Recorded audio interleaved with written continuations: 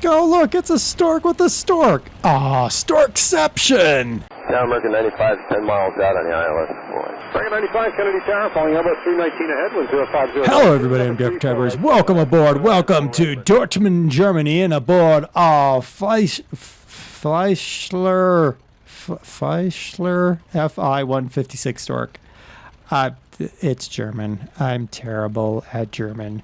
Fieseler. Fieseler. Yeah, that makes sense. Fieseler. It's probably wrong. Let's... It's a simple aircraft. Very simple aircraft. Some modern electronics down at the bottom, but hey, that's fine. Someone needs to clean our windshield. That's quite evident. Hey, does it open up? It says it's opening. Did anything open at all? My door opened. Hey, that's good. That's a good thing. Let's close the door now. Bye, door.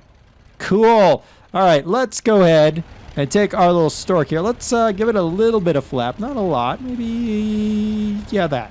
Let's power up our Argus AS-10 air-cooled inverted V8, 240 horsepower. Ready for this? I'm going to stand on the brakes. All right, we're powered up. Here we go. There you go, a little bit of up attitude. And away we go. That's it. We're in the air just that fast. Quite the aircraft here. Quite the aircraft. Got a nice little side slip going on. This aircraft is a small German liaison aircraft built by Fieseler before and during World War II. Production continued in other countries into the 1950s for the private market. This one obviously is marked as private market. It remains famous to this day for that excellent STOL performance you just witnessed. In 1935, the RLM, which is, I'm going to screw this up, I'm going to try it, the Reichsluftfahrtministerium, or the Reich Aviation Ministry, invited tenders from several companies for a new Luftwaffe aircraft suitable for liaison, Army cooperation, and medical evacuation. Army cooperation we would refer to today as forward air control. The result was the Messerschmitt Bf-163 and the Siebel Si-201 competing against the Fleischer Storch. Now this aircraft had the better STOL performance. We just witnessed that STOL performance. Unbelievable. A fixed slat ran along the entire length of that leading edge. You can actually see it there. See that fixed slat? I think you can. While a hinged and slotted set of control surfaces ran along the entire length of the trailing edge. You can see that as well. This was inspired by an earlier 1930s Junker Doppelflügen double-wing aircraft. It's a control surface technique, and it actually was on Junker's aircraft that I did many moons ago.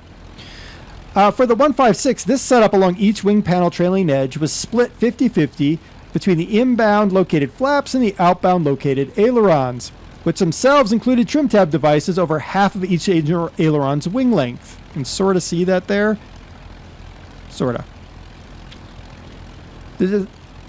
A design feature rare for land-based aircraft enabled the wings on this aircraft to fold back along the fuselage in a manner similar to the F-4F Wildcat fighter of the United States Navy. So you could fold it up, put it on a boat or a boxcar, or put it on a trailer, or even, because of its clearance, tow it behind a vehicle.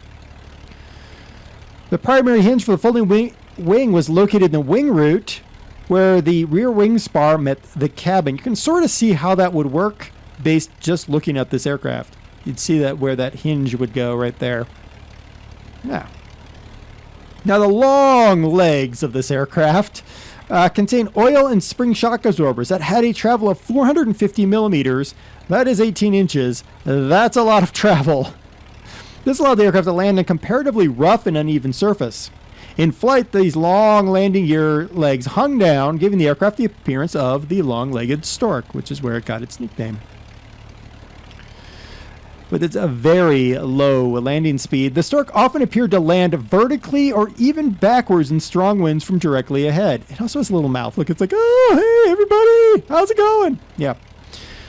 Now, this aircraft was deployed in all European and North African theaters of World War II, but is probably best known for its famous role in Operation Eichi, Eiche? E-I-C-H-E. Just pronounce that in German, however you do that. In 1943, the rescue of the deposed Italian dictator Benedetto Mussolini from a boulder-strewn mountaintop near the Gran Sasso. Even though the mountain was surrounded by Italian troops, German commando Otto Skorzeny and 90 paratroopers used gliders to land on the peak and capture it. But the problem was how to get off. A Falk Anglis FA-223 helicopter was sent, but it broke down along the way. Oops. Instead, pilot Heinrich Gellach flew in a Storch, landed in 30 meters. It's 100 feet.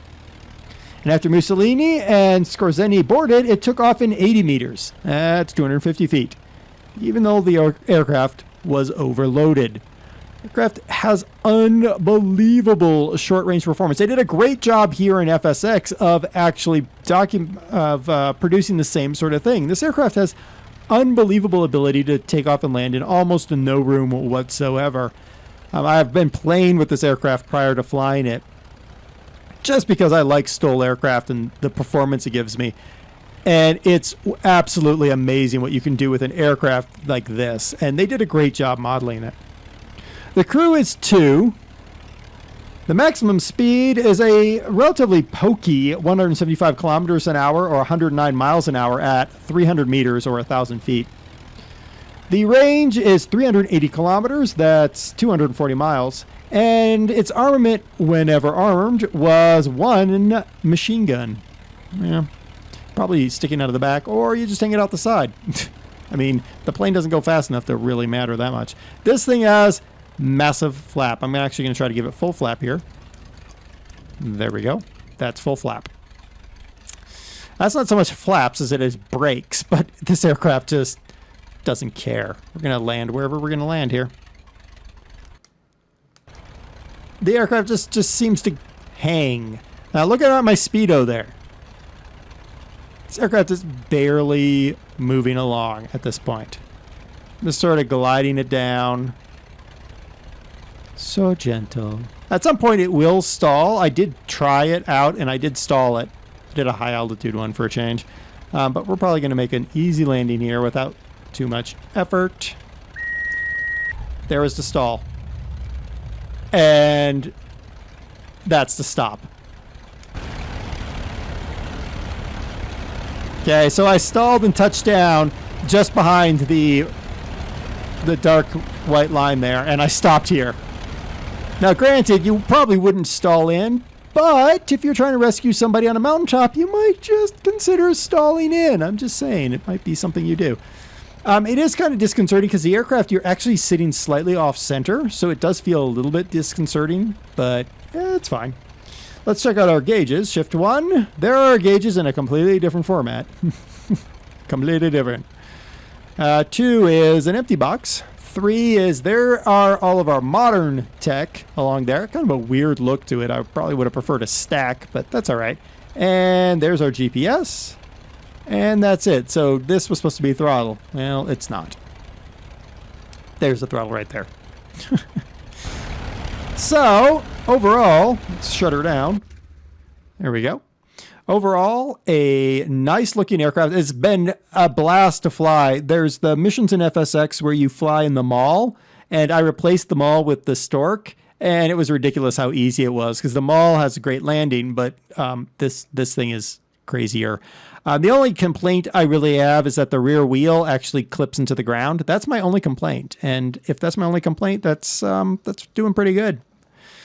The link to this aircraft, which does get you 1, 2, 3, 4, 5, I think it gets you 6, maybe 7 Storchs in different livery. The link is in the description as always. I've been DerTebbers.